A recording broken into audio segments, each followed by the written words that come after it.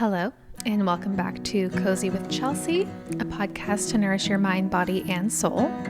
I am Chelsea, your host, and today we're going to talk a little bit about burnout and the cure, which perhaps is joy. So let's get into it. And I just want to share something before we get started, which is something that I genuinely love. It's called Brew. It is kind of a supplement, I suppose, but it's a powder that you can make hot cocoa out of, and it's my go-to nighttime drink when I want to wind down and relax and actually sleep well without waking up multiple times. It is caffeine-free, it's calming, and it feels like a cozy little ritual at the end of the day. So, if you would like to try Brew, you can use my code, which is Cozy with Chelsea. That will get you 15% off. And I hope you enjoy it. I make mine with almond milk and I just whisk the powder into that. And it is a great evening before bed ritual. Okay, back to the episode. Burnout is extremely common right now.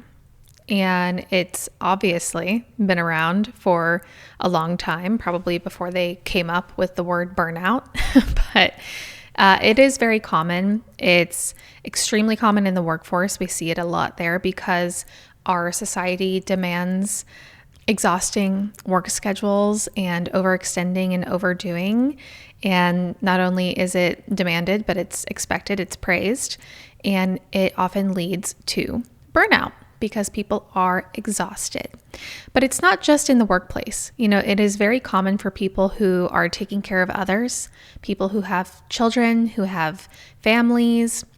It's very common if you're in a leadership role in the workplace, and really anyone who's, high functioning, responsible for anyone or anything. And these are really, capable people. But again, they're overextending and overdoing it, which is leading to this burnout. And burnout itself is really more than just exhaustion. It is exhaustion, absolutely. If you've been in burnout, you know what that feels like.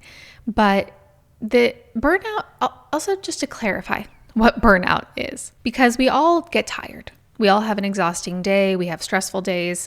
Burnout is a prolonged state of emotional, physical, and mental exhaustion. And that is usually caused by prolonged stress. So yes, is exhaustion, but once you enter burnout, it's at the point now where you have been exhausted for months, for years maybe, and your body is saying no. That is what burnout is. And it really goes beyond just like the physical effects of burnout, which would be like you're feeling tired, you're feeling unmotivated. There is truly a disconnect in your life when you're feeling burnt out. It is a lack of meaning and purpose in what you do. You are not having joy. There's no excitement. And you really feel a loss of connection. And it's interesting because you can have burnout even if you're pursuing something that you love. It doesn't have to be a job that you hate. It's leading you to burnout. There could be something a project you're working on, a family that you love, a new business you're starting for yourself, a new career, but still it's leading to burnout because you are overextending. So you can also categorize burnout as a loss of connection to why you even started the thing in the first place. When I took on this podcast or the coaching business, there is a lot of work that goes into that. We can have this dream. You want to start your cafe, and then you're working 14-hour days and you're having turnover and you're exhausted. And the initial vision was, my dream life in my cafe, making coffees, cute, lovely. And a year in, you're burnt out from the amount of work it takes. So it could also just be like a loss of connection that you're feeling to something that you started that initially you had a lot of curiosity and joy and excitement about. And it often feels like you're just kind of going through the motions. That's a very common feeling. Just going through the motions of your day, getting done what needs to get done, going to sleep, doing it again the next day, instead of feeling like you're living a full life. So it's not just about being tired It is not that you're lazy. It is what happens when your life becomes mostly obligation and not a lot of joy. Now, when somebody enters burnout, this is also what I see that is very common, is they put a lot of the guilt and shame on themselves, right? So it's like, I just don't manage my time very well, or I just need to optimize my days better. We're living in this world of self-optimization, which I think has a role and a purpose, absolutely, because we all love to improve ourselves, but you cannot optimize or time manage your way out of burnout once you're in it.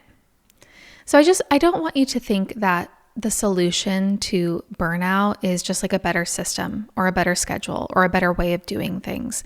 Burnout is also an emotional and a nervous system issue. Okay. It is not just making sure my calendar is scheduled better. To recover from burnout, it really requires reconnection. Okay, not just reorganizing your day. It truly is a disconnection. It's a disconnection from yourself, from your body, and often from pleasure or meaning in your life. And I have a lot of clients who will say, well, I'm doing all the right things, but they still feel empty. So you might still have your morning routines in place. You might be going to your workouts 3 to 5 times a week. You might be meal prepping. You might be in therapy. You might be saying no to people. You might be setting boundaries. You might be getting enough sleep. You might be drinking your huge jugs of water every day and taking your vitamins and using your planners, and the list goes on. You can be doing all of the right things, quotation marks, but still feeling empty inside, going through the motions, and ultimately feeling disconnected from a life that truly feels meaningful. You can do everything right and still be burnt out. Because being burnt out isn't just about what you're doing wrong. It's about what is missing. And what is often missing is joy, pleasure, and feeling alive. So we're going to talk about how joy is the cure to burnout and how to incorporate that into your life, especially if you're feeling like you can't. I also wanted to talk about how rest alone is not enough to recover from burnout. I think when you research burnout and when you talk to people about burnout, it's often like, okay, yes, you need to get some rest, which is true. I think that we should prioritize rest when we are burnt out. I had someone once describe to me burnout as like it takes a long time to burn out and it takes a long time to rebuild that flame.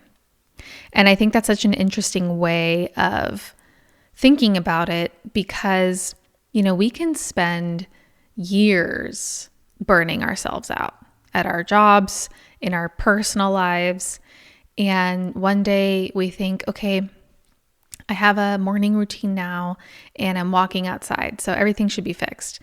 But if you look at the amount of time it took to get you to that place of burnout, there is a process to recovering from burnout, and it is absolutely more than just rest. I have a lot of people who are burnt out, so they take a vacation. Yep, that's great. You feel great on the vacation for a week, maybe 2 weeks if you're lucky, and then you return back to the life that you were already in. Or you start incorporating naps. If you can do that. I'm not a nap person usually. But you could take naps, you could take breaks, you could, all of these things. But if you're coming back to the same system that put you in burnout, a break or a vacation or rest is not the solution when you're returning to the original state that you were in that caused the burnout in the first place. So instead, we need to think about how do we realign our lives so that we don't come back to a broken system, so that we operate in a system that allows for balance, that allows for joy, that allows for pleasure, that allows for capacity, right? We need to rethink how we are living our lives so that we don't feel the need to escape on a vacation from our lives to then go back to the same life. Rest is necessary. It restores energy, but it is not sufficient. Joy is going to restore your aliveness. So, maybe you're wondering, what is joy? If you are wondering that, I have been there myself. There was a day where I was burnt out. It was 10 years in the making. I can't even say that was the first time, but maybe the first time I consciously realized that I was burnt out. And I honestly felt like I didn't even know how to have fun anymore, because I was burnt out in my professional life, yes, but also in my personal life. My life had become essentially mostly working a corporate job. And then honestly, I'll be honest with you guys, it was working a corporate job Monday through Friday, 9 to 5, AKA 7 to 7. And then afterwards, it was, what is the fastest dopamine hit I can get? And at the time, it was alcohol. I would often have a glass of wine after work. I would go out with friends. I would go out to dinner, or I would try to fit in travel somehow. And like that was my life. And I thought that the going out with friends or the drinking was a way for me to relax. And turns out it was actually just worsening, exacerbating the whole system. But that was my life. And there was a day where I was like, what do I even do for fun anymore? I actually, you know what? I was at a meeting and I had this man come up to me and he said, so what do you do for fun? Which people love to ask. And I honestly found it hard to answer his question. I was like, I go to dinner. And so after that, I had many years, and I'm still in the process of discovering what actually brings me true joy. Not like manufactured joy, but what activities, hobbies, passions do I have that make me feel joy? And so I think this will be something fun for you all to discover, is what will bring you joy. And again, let's define joy. Joy is not like a constant state of happiness. We are not forcing positivity. This is not a toxic positivity podcast. This is not another thing to optimize, right? I'm talking to you. And this is also not ignoring the hard or difficult emotions that you have. So my message is not, oh, just be happier. It's not the message, but it is, how do we incorporate moments of joy? And what do moments of joy feel like? You might think, well, they feel joyful, Chelsea. Yes, that's true. They feel joyful, but other ways to describe moments of joy would be presence, moments where you're truly and fully present, moments where you feel alive, moments where you feel like yourself again, moments where your nervous system feels safe, meaning you feel calm, you feel relaxed, you can actually breathe for the first time in a while. So when I talk about joy in that way, presence, aliveness, feeling like yourself, feeling regulated, what do you think of? Because even when I was describing that, I have a few moments myself. When I think of moments of joy where I feel those things, times where I'm really present is spending time with my family, but in a way where we are present, right? So that could be like playing a board game together. It could be bedtime, right? There's moments where I feel truly and fully present with my family. And I can tell in those moments, like, this is a joyful moment for me.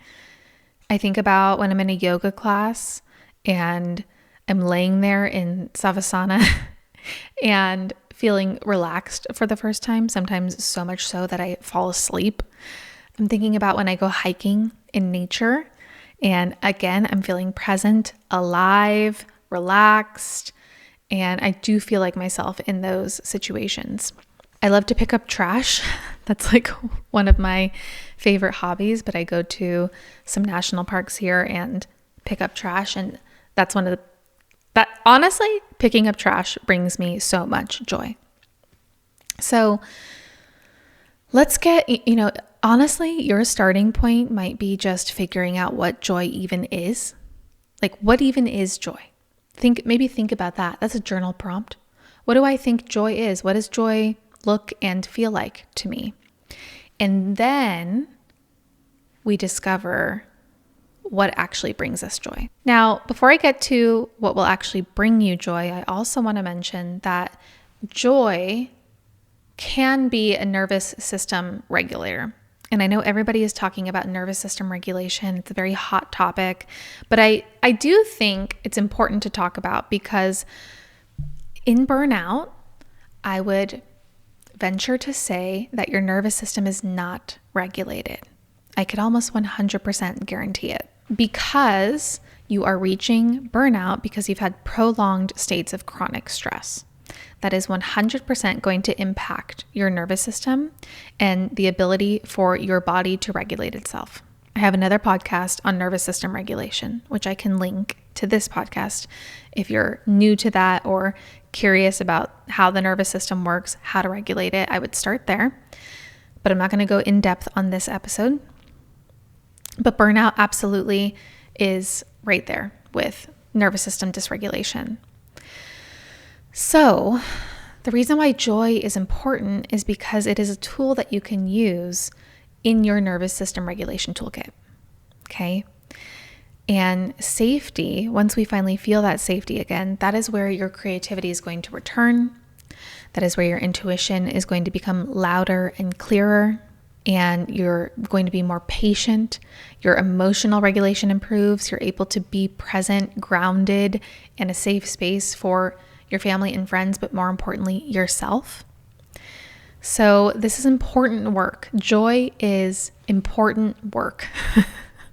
It will make you better and therefore everyone around you better as well, right? Now, this is not to shame you if you are a caregiver, if you have children, if you have a family who relies on you, if you have a team at work who relies on you. Again, not to shame you, but something to think about, which is your state, other people notice. Children feel your nervous system state, perhaps not consciously, but they're aware of it, right? And maybe even when you were a kid and you had parents that were dysregulated, you would know that. And you probably became more and more conscious of it as you got older. But kids notice this stuff. They notice the shifts. And your team will notice it at work. Your family, your friends, they will all notice it. And the reason I bring this up is because it is very common for people, they might feel guilt or shame for pursuing joy and pleasure. For some reason, that is a huge part of a lot of our conditioning, which is that you need to be working. Joy is, on the back burner. We don't need to have fun all the time. And when we're doing that, when we're overextending and not incorporating joy, it makes you dysregulated. It lowers your tolerance. It lowers your patience. And everyone around you notices that as well. And I've brought this up in other podcast episodes, but truly that putting the oxygen mask on yourself before others, there's a reason for it. And I see this so often, especially in parents. I was just talking to someone who was telling me that they were sick, right? They were physically sick. They had a cold. And, I was like, make sure you get some rest. And she said, well, I'm not going to get rest this weekend because I have to take care of my kids. And it's just so common that that's the go-to, is to forego yourself, the care of yourself for the care of others. And I would love if we can reframe that and think about you taking care of you is going to allow you to take care of others in a much better and supported way. So joy, incorporating moments of joy, is going to improve how you can show up for others as well. And just to dive in a little bit about the guilt around pleasure, this is so common. I don't know if it's just the people that I'm friends with that we had similar upbringings, or if this is just universal for so many people, but it's so often to have guilt around pleasure. I have a friend who will have a day off, and even on the days off, you're thinking, okay, where's my list of things I need to do? Make sure I'm productive this day. Or it's common for me to even think, okay, before I do this fun thing, I'm going to do all of these things first so that I can allow myself to have fun. And I just think, this obviously comes from conditioning. It could come from your parents. It could come from society. It could come from the workforce. It could be the way that you were trained. There's a lot of cultural and religious conditioning that associates pleasure with indulgence or sin, and that is a huge piece of it as well. Something funny is that I used to say that I don't want it if it's not hard. And that was just the way I was raised, right? Success comes from hard work. And if something is hard and I overcome it, then it is better than if it wasn't hard. And I had to relearn that. I still constantly am relearning that. But I think it's just so common. And this ties into joy and pleasure so much. Because in my mind, if I want to be successful and I want to have a great life, there's going to be hard things that I need to overcome to get there. And it's not that that isn't true in some instances, but does it have to be universally true? No, it does not. I can tell you that. Some things do not have to be hard. Not everything has to be hard. And you are allowed to have joy. You are allowed to have pleasure. If you were to look back on your life at 100 years old, would you be looking at all of the hard things you did? No, you'd probably be thinking about all the joyous times you had, the fun times that you had with your friends and your family and yourself alone.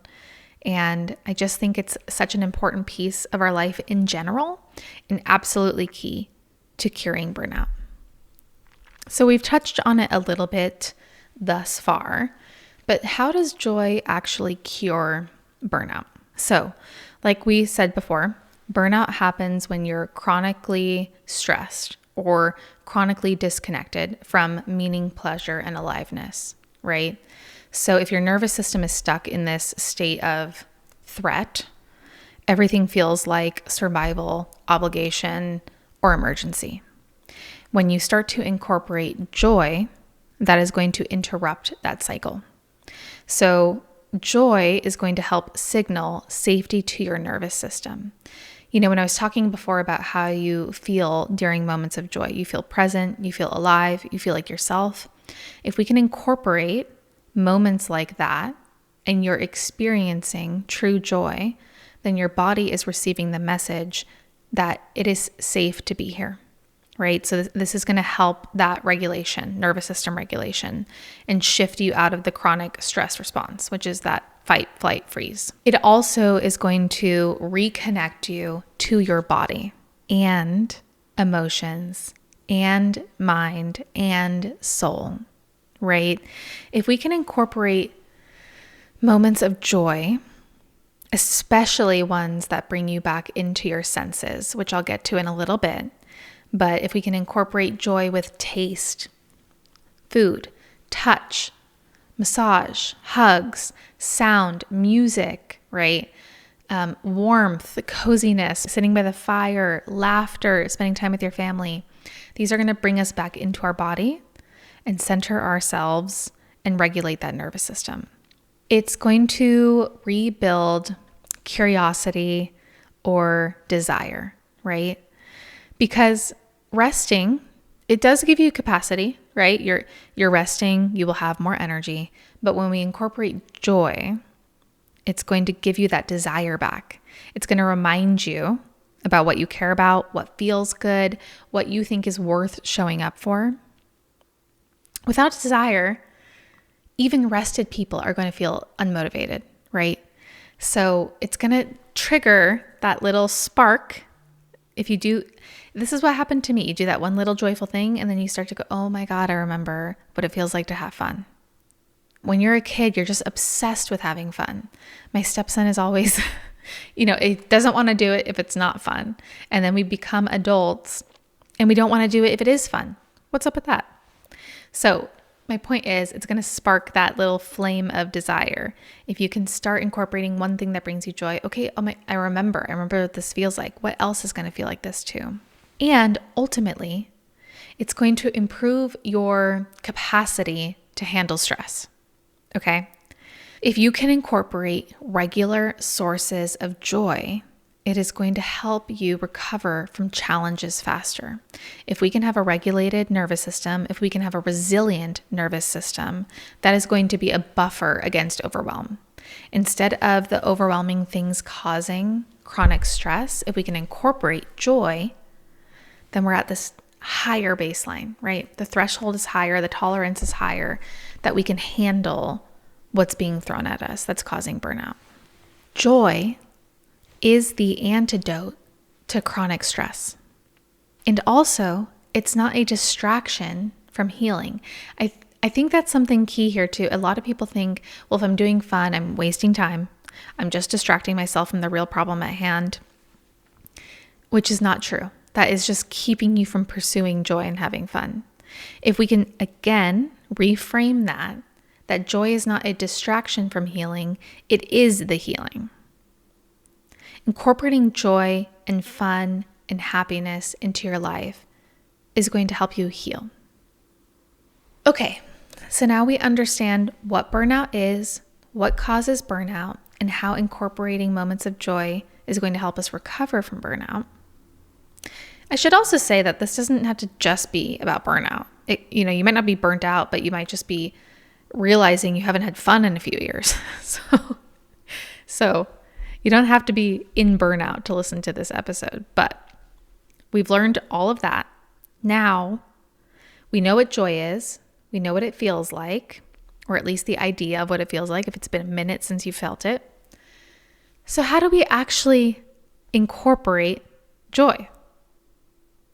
Well, perhaps we need to reintroduce joy and maybe do it gently in the beginning. We can dip our toes into the joy water.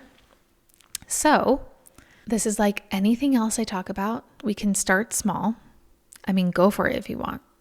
Yeah. If you want to just dive in, you can do that too. But if you're a little nervous, you're trying it out for the first time, let's start small. So first, before I go into just giving you ideas to feel joy, I think what would be more impactful is going on a journey to discover what brings you specifically joy. Because I could give you a list. I could tell you to have a bonfire or sit in the sun for 30 seconds or bake something or laugh with your friends. There's plenty of things I can tell you that will bring you joy. But what's more important is to discover what specifically brings you joy. So, some ways to reflect on this. The first one I have is to think back to childhood. This is a great starting point because as children, it is so easy for us to have fun. It's almost a requirement of every single day. Can you imagine if a child didn't have fun one day? It would be terrible. So think back to your childhood. What did you do to have fun? What made time disappear? For me, I drew a lot. I read a lot. I played a lot of games. I was active. I went outside. I liked going to the park. What things did you do when you were a kid that truly brought you joy? And then I would also pay attention to things you do that provide you relief. What activities make you relax, make you breathe deeper? Is that a yoga class? Is it going to a comedy show? It doesn't have to be yoga or meditation, but where do you find yourself actually relaxing and having some fun? For me, it is a comedy show or going to karaoke. You might not think, oh, that provides me relief, but it does. And then I would also notice, maybe this is an interesting one, but notice where you might have some envy, right? If you see someone else doing something and think, I wish I could do that, but I just don't have the time, or I don't have the resources, or I don't have, okay. But what do you notice that you're maybe a little bit jealous of that you want to do? That can lead you down the path to joy as well. And then also track what activities shift your energy, right? What activities are leaving you feeling more alive. And then also Ask yourself, what do you miss? What did you used to do? Not even when you were a child, maybe a few years ago, maybe 10 years ago, maybe 20 years ago. What did you used to do that you stopped? And why did you stop doing it?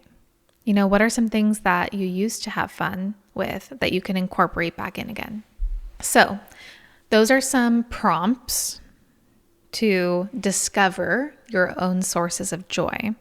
And then the practice that I would recommend is having 1 week where you track all of this and just notice it.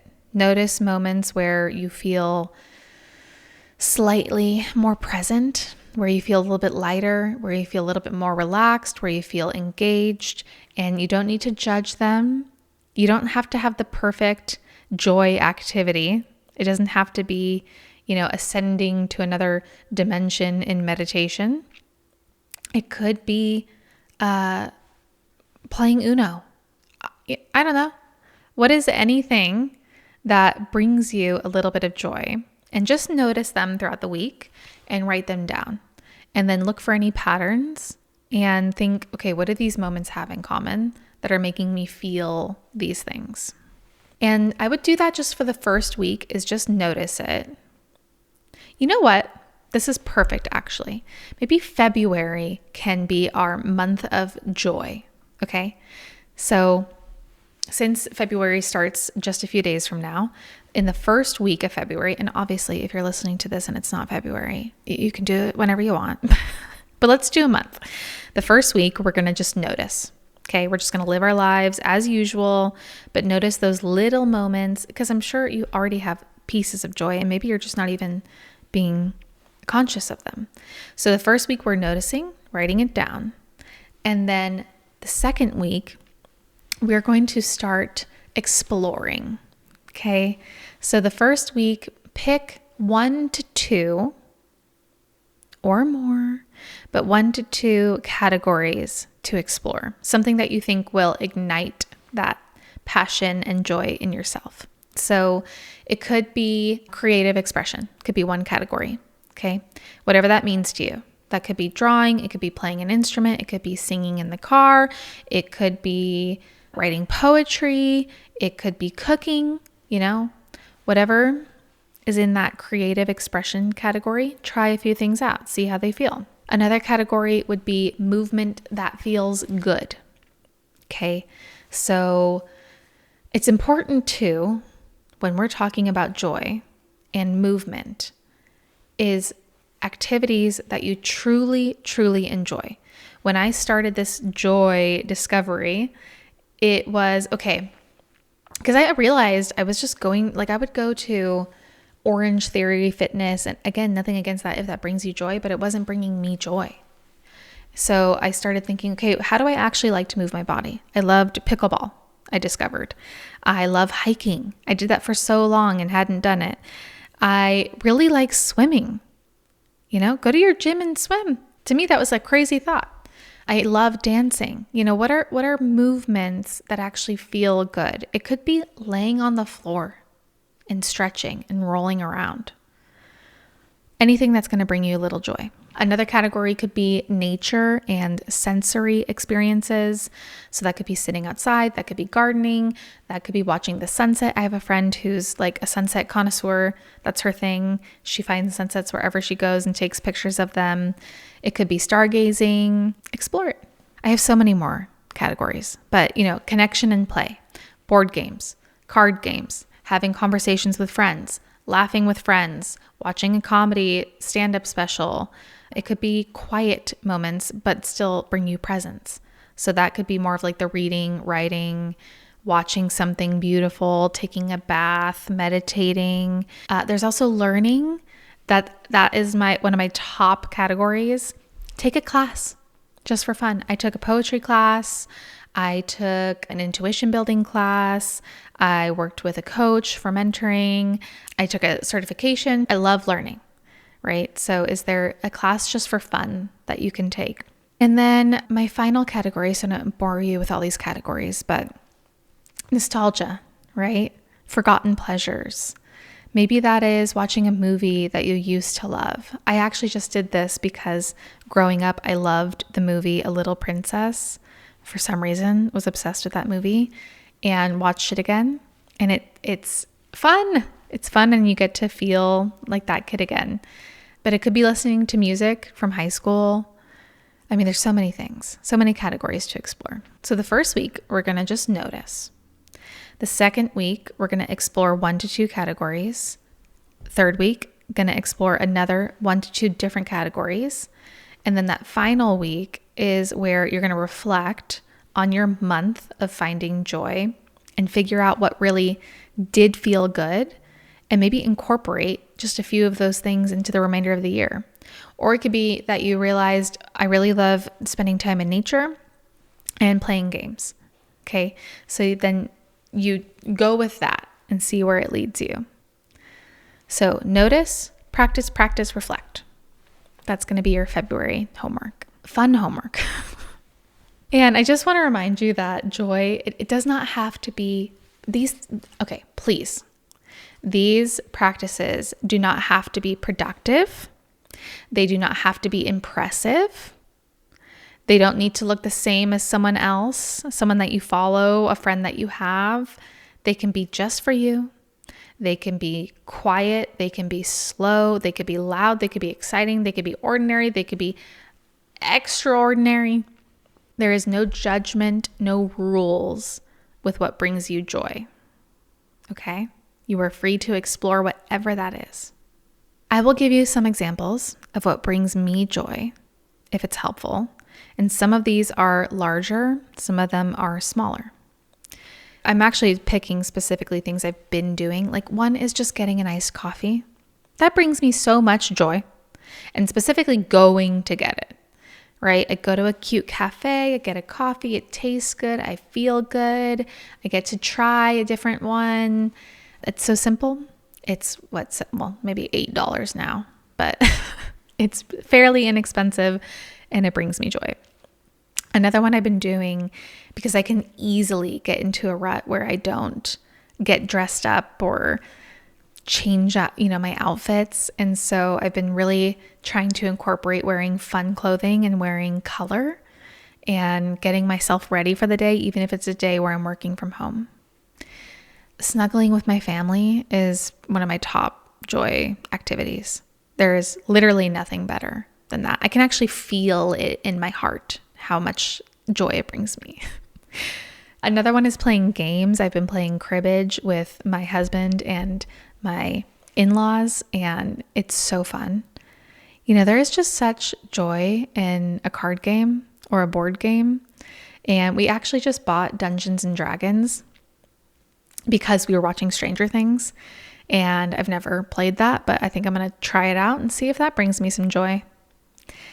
And then I have my normals, I love reading, I love watching rom-coms, and I love creating anything, whether it's this podcast or a project I'm working on or a book I'm writing or a bracelet. So now we know how to at least explore incorporating and discovering what brings you joy. And then the idea truly is that this is a long-term sustainable strategy, right? To one, healing burnout, but also preventing burnout in the long run. And there's more nuance that goes into this, but today I want to just specifically focus on the joy aspect and how incorporating joy can heal and cure burnout. Now there's more into the, long-term sustained method of healing burnout. But if we can start here, if we can start exploring and incorporating joy and then ultimately have it become a pillar of your regular daily life, I believe that you should be experiencing joy every single day. And that doesn't mean that you're not also working on your tasks and accomplishing your goals and everything else you want to do. But you can incorporate a few minutes of joy every day. And it might even just be that you're noticing the joy that was already there. If we can create a life that has joy in it every single day, that is a life worth living. That is a life where you feel present, aligned with yourself. You feel like yourself again. You feel present with yourself and your family. That is the life we want to live. So, how can you incorporate some joy this week, or even just notice? If you would like to comment what already brings you joy or what you are discovering that brings you joy, I would love to hear about that. And if you're unsure where to start or you want some assistance along the way, that is something that we can work on together in coaching sessions. So if you're interested in that or just simply want more information, you can always book a free consult with me. Okay, well, before I end today's joyful podcast, I always share what's making me cozy. So, what's making me cozy this week is actually a book that I like to have a book every year. Well, okay, I shouldn't say every year because I just started this last year. But last year I read Simple Abundance, which is there's an entry each day of the year and you read it. And I wanted something similar this year. So I picked up this book, which is called Journey to the Heart. It's by Melody Beattie, I believe is how you say it. And it is daily meditations on the path to freeing your soul. That's the description. But basically every day there is another entry. These are a lot shorter than the ones that I read in Simple Abundance, but it's been really great to read every day. And for some reason, there's been an exact message I need to hear each day thus far. And then I journal about it as I receive the message. And that has been making me cozy this week. And if you guys want to tell me what's making you cozy this week, please leave a comment. I would love to hear it. That is all I have for today. So I hope that you can all incorporate some moments of joy, even if they are little or if they are huge. Love it. Any moments of joy are moments of joy. All right. Well, have a joyous and cozy week, everyone, and I'll talk to you next week. Bye.